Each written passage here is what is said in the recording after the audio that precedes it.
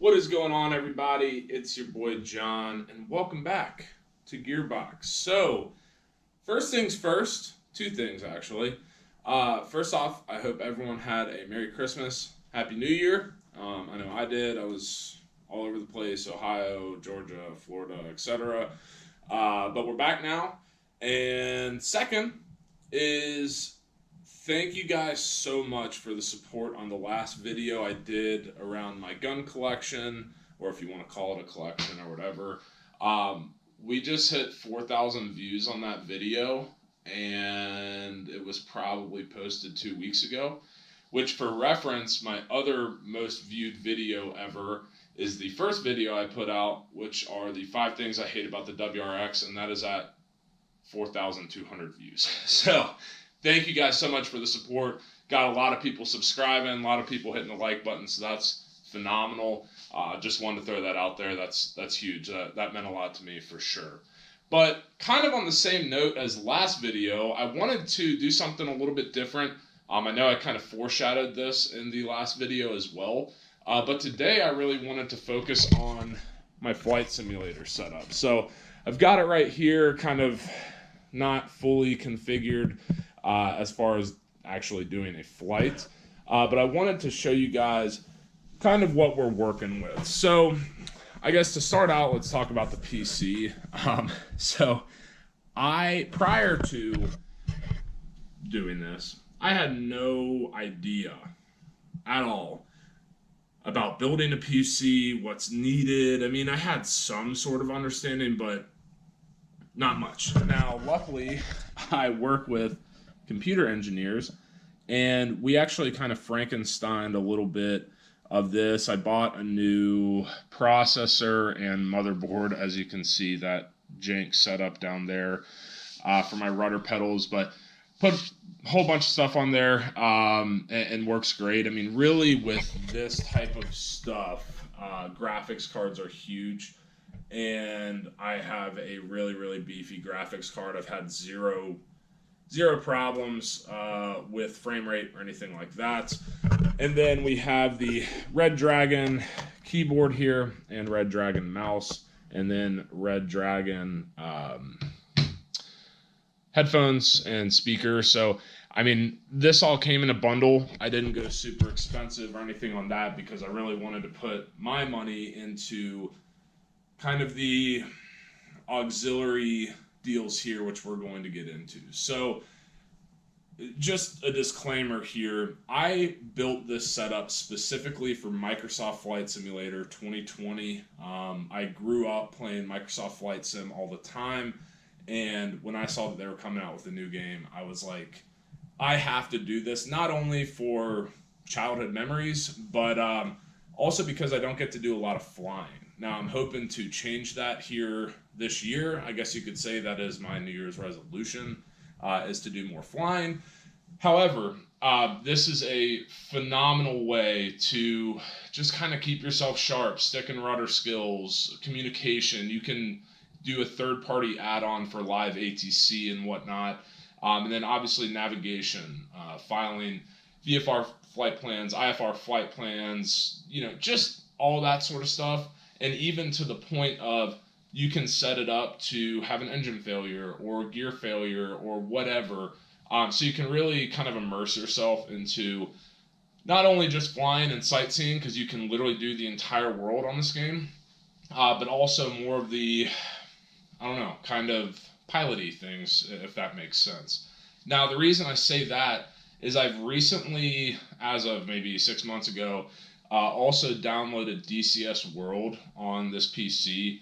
Now, for those who are not familiar with that, it's basically a simulated war game, I guess you could say.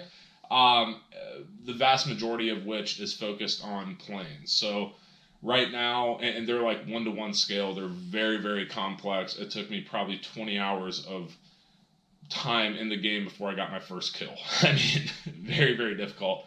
So anyway, I fly the F-14 and the Spitfire on DCS. So the reason I say that is, first off, we're going to start off with the Yoke. Now, for Microsoft Flight Sim, this is perfect. So all of the stuff I have right here is Logitech. And the reason I say that is this is great for Microsoft Flight Sim, but obviously when you are flying a fighter jet or a warbird, it's all a stick, right? So I've thought about buying a stick just for DCS. Haven't done it yet, but maybe in the future we can do that. But really this is going to give you everything you need as far as push to talk buttons, trim buttons, etc. If you are just starting off with the Yoke, I would say the first things you need to start out with, if you're going to get into the flight sim world, you're going to want a yoke, you're going to want rudder pedals, and obviously a throttle quadrant. This other stuff behind here, which I'll talk about, is a little more complex. Not really necessary, I would say, but as far as the immersion, I really wanted to get this. So flight yoke, I forget how much I paid for all this stuff, but I mean relatively cheap, and you can get it in a package as well. So I think I got the yoke, rudders, and throttle quadrant in a package for maybe a couple $100. Really easy to set up, and that's about it. Now, as far as the rudders go, I've only used this stuff. I've never tried any like competing brands or anything like that, but I really think these are perfect as well. You have the toe brakes. You even have a little tension knob down here to really give you a true feel. But for anyone who is familiar with flying, you know how important rudder pedals are, not only for the fact that you steer with them on the ground. Fun fact for non-pilots, you do steer with your feet on the ground, but also for keeping the plane coordinated, especially in DCS. You can get into some spins really quick if you're not on top of the rudders, and that's going to help a ton. And then next we go to the throttle quadrant. Obviously throttle, prop, and mixture. So for those who don't know, the mixture here, you actually control how much gas is going into the engine depending on your altitude when you are flying a plane. Some of the newer planes do it automatically, but the majority of them do not. So you kind of have to be on your toes there, and there are gauges that tell you what you need to do. But once again, just something that's really fun, specific to Microsoft Flight Sim. If you're up at 14,000 feet in a Cessna 172, you have to pull the mixture back because you're flooding the engine, and you will feel and hear a lack of engine performance. So it's really cool and obviously very helpful to do that, have the throttle RPM and blah, blah, blah. And just a little side note, I'm not complex rated, in real life. So kind of toying around with this and flying, 25 squared or whatever, with the throttle RPM is super fun. Now, that's kind of the basic stuff. I would suggest everyone who is interested in flight simming to just start off with those. Now we get into the more complex stuff. So first off, I'm going to talk about the switch panel. So basically from left to right, you have your magnetos to turn the plane on, master switch, avionics switch, and then you have all of your lights, pitot heat, de-ice, fuel pump, cow flap, and then the gear lever. I think that's a whole lot of fun. Once again, the immersion. I know it sounds very repetitive, but actually having a tactile feel to flip on a switch, or noticing maybe a loss of lift, so you throw on the de-ice, or airspeed is down to 0 but you're flying, maybe throw on the pitot heat. Really, really cool. And I would say that would probably be the next one to get as you get more complex. Now, once you start doing longer cross-country flights, this autopilot system is going to be huge. So I do a lot of, let's call it a citation longitude from Denver to San Francisco flights, a couple hours. And autopilot is big for that. So altitude knob, vertical speed knob, indicated airspeed, heading, and course mode. Obviously going up here, clicking on the buttons, nice pretty lights there. And then you have your flap lever, your trim wheel, and your auto throttle for some of those bigger jets, 747, Airbuses, etc. That is very helpful.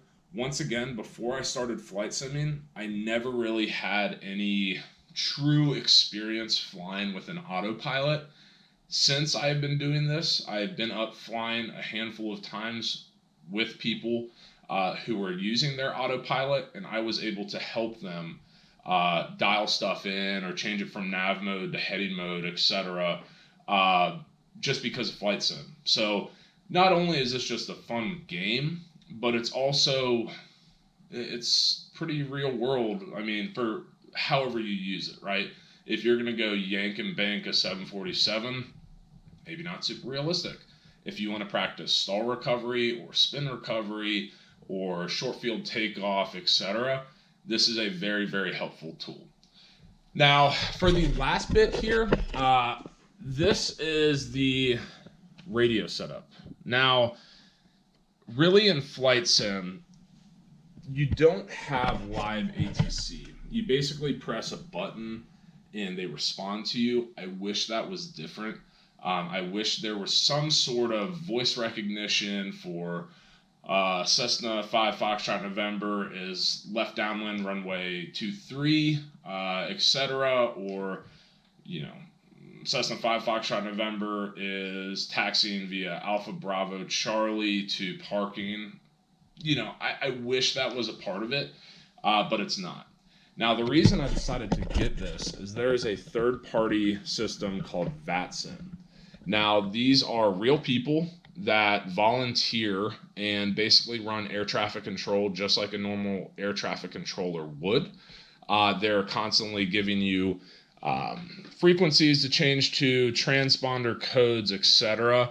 So you have to be on the ball. And what I quickly realized when I started doing that is trying to twist the knob virtually with your mouse is a complete pain in the ass. And so I decided, you know what, eventually I want to get a big, cover here to represent like a Cessna or something, and I can just kind of insert these little pieces here, and having the radios is a huge part of that, especially from just a look standpoint. So I really wanted to get that, but is also very, very helpful in the VATSIM world and being able to have live ATC. Now, for the DCS side of things, you can bind all of these modules here, the autopilot, switch panel, and radios, however you want. So, for example, sorry, as I almost drop you, this is my eject button for DCS. If I get into some stuff, these two are my flares and chaff for when I am locked on by a missile. So it's really, really cool. These are not just for flight sim. You can use them however you would like, which I think is awesome. I mean, I think it's really, really cool and very helpful. But anyway, guys, so that's kind of my intro into the flight sim world. I hope if maybe you found this video because you're looking to build a flight simulator, this will help you out a bunch. And definitely in the future, I'll take you guys along for a flight. I want to get figure out how to set that up first before I just try to wing it and it come out like shit. But I do hope that helps and maybe build some excitement around just flight sim in general and that content. But if there are any questions, definitely feel free to leave a comment below. I'd love to hear, maybe any tips from you guys or any tips I can give to you. That'd be great. But anyway, guys, thank you very much for tuning in once again. Really excited with where this channel is going. Obviously, by doing a wider variety of stuff, it might help out, maybe grab some other people's interest who maybe aren't just into cars, for example. So anyway, really appreciate your time today. Feel free to hit that thumbs up, hit subscribe, hit the notification bell. You know the drill. Until next time, peace.